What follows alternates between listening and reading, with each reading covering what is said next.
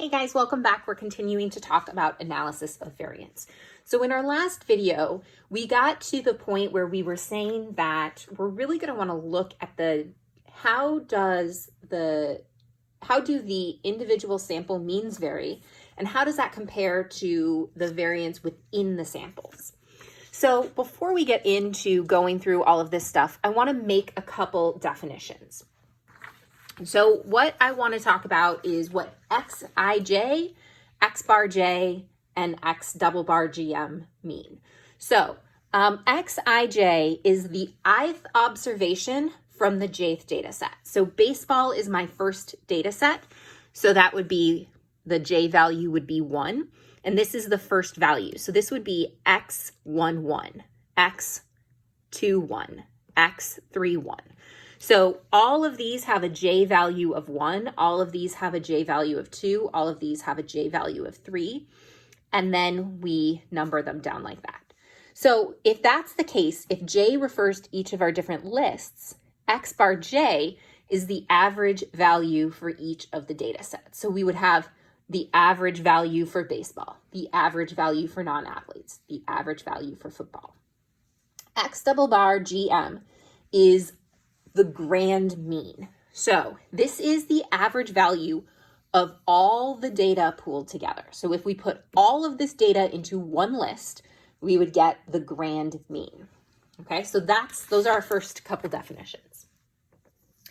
So we said that we are looking at comparing the variance of the means to the variance of within each of these samples. So we are going to give these two different, so we're going to call the variance between the means, the treatment mean square, or the mean square treatment.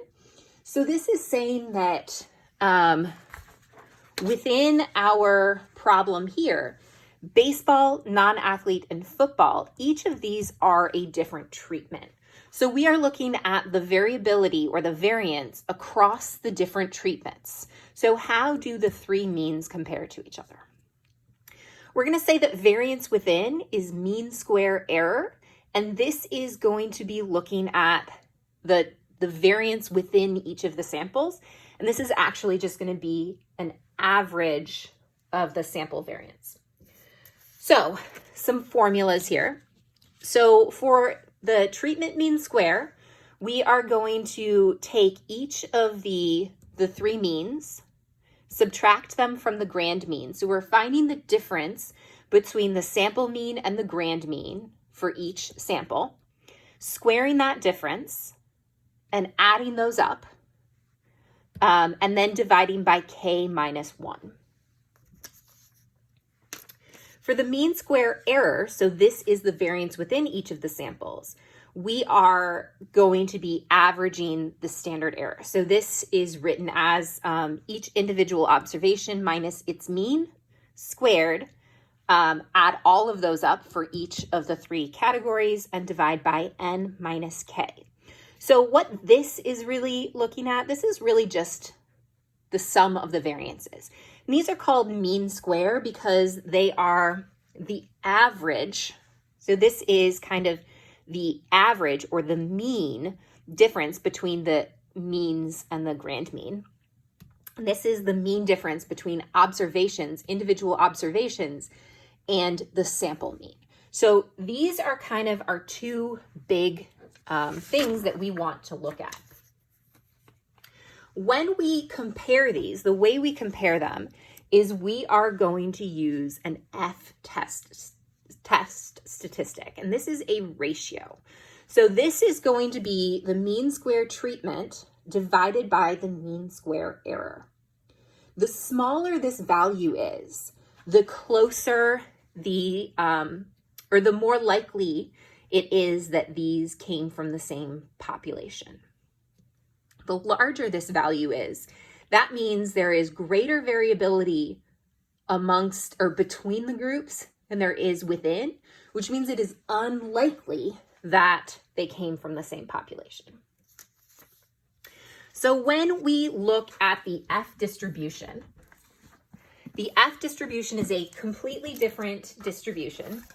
It is a family of curves. So this is similar to some of the other things that we have seen so far. It's a family of curves with a minimum value of 0. So this minimum over here is 0, which you can see because the mean square treatment and the mean square error are both always positive because they have to be. And there is a distribution that has 2 degrees of freedom in it. So the family of curves varies based on 2 different degrees of freedom rather than just 1. So in some ways it's similar to the chi-square distribution in that it is unimodal skew right with a minimum of 0. However, it has 2 degrees of freedom. And we calculate those degrees of freedom, DFN and DFD, that's degrees of freedom numerator and degrees of freedom denominator, as k minus 1 and n minus k. So they are just the denominators of these 2 equations.